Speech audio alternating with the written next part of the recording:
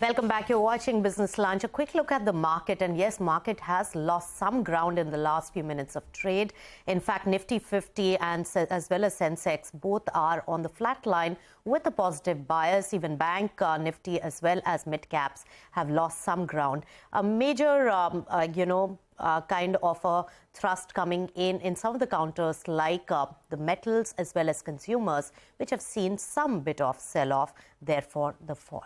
All right, let's focus on the key takeaways from the Tamil Nadu state budget, and important ones are a long pending hike in real estate guidelines, values as well as an allocation towards metro rail projects and industrial parks, and renewed emphasis on social spending. Well, my colleague Shireen Bhan spoke to the Finance Minister P. Thiagarajan and began by asking him about the revenue deficit situation in the state. Let's listen in to a slice of that conversation.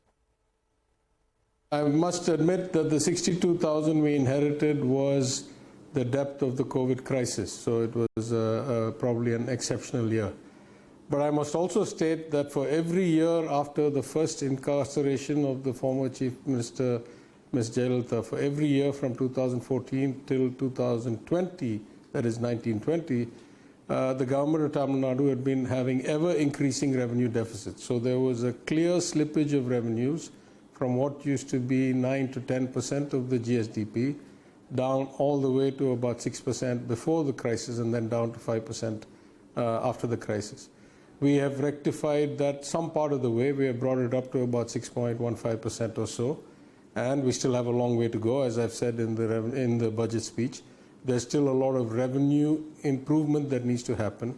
On the revenue side, we had probably some long pending reforms, in particular on the electricity tariffs, which had not been revised for a long time, and also on property taxes, which had not been revised in some cases for 20, 25 years.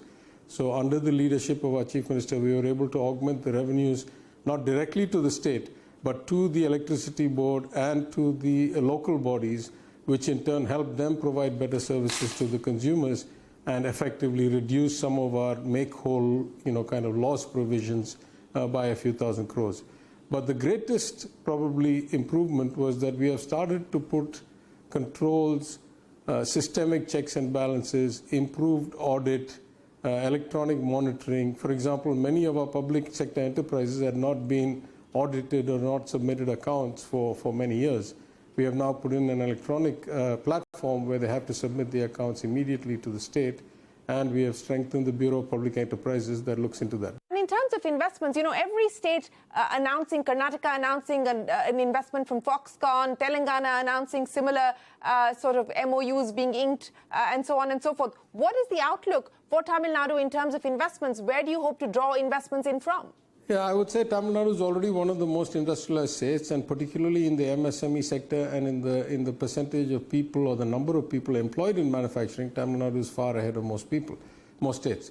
So, in fact, you saw the statistic, I think 40% of all women employed in the manufacturing sector in India, 40% are in Tamil Nadu alone. This is, again, testament to our empowerment of women.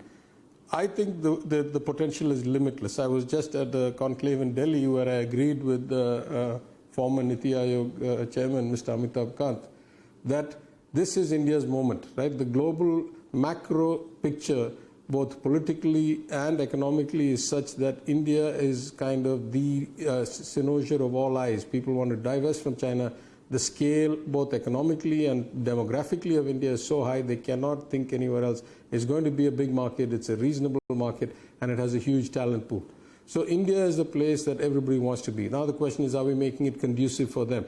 And making it conducive for them is not mostly about what discounts and what other things you give. It's about having the right talent pool. It's about having the right climate. It's about being welcoming, having the ease of doing business, the laws, the systems, the dispute resolution, all that workable and understandable and therefore calculatable risk-wise. This is the kind of overall context. And in fact, in Tamil Nadu, at my request, the Cabinet commissioned a study. What have all those people we gave incentives to, have they come here, have they delivered the results we expected, and what is it they think is the biggest factors driving their decision to invest here or build factories here as opposed to somewhere else, and all these variables that I told you, connectivity, infrastructure, talent pool, ease of doing business, global airports, ports, etc. All these feature a lot. So in natural terms, Tamil Nadu is in a good place. We need to be doing a lot more networking, a lot more marketing, a lot more connectivity. And I think that, while we've got a decent share till now. All right, that is an important conversation. And remember, you can catch the full interview with the Finance Minister of Tamil Nadu at 5 p.m. only on CNBC-TV18. With that, we do need to wind down on this edition of Business Lunch with the news that the markets are pretty much at the low point of the day, only 25 points in terms of a gain. The Nifty Bank has seen a slide, holding up right now with a gain of just around 60 points. So 2 more hours of trade to go. So let's see how it moves from here. But thanks for tuning in. We have Mid-Cap Radar coming up after this break.